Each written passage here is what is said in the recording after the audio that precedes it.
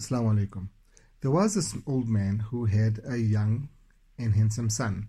So he invested all his money by sending the son over to a very good university to get some education.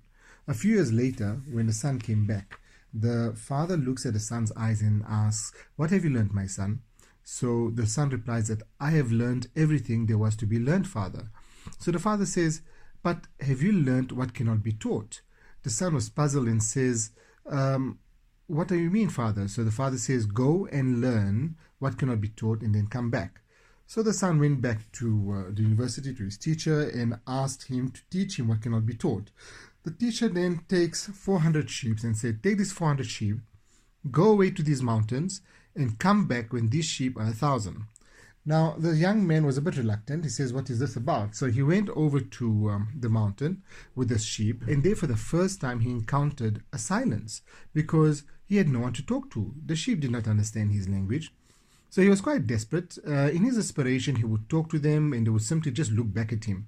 Slowly but surely, he began to forget all that attracted him to the world. His ego was gone, his pride, he became quiet like the sheep, and great wisdom and humility came to him.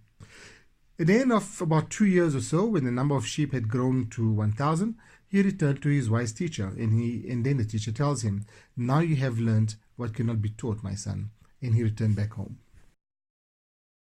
In summary, increase in knowledge should never be without the increase in humility.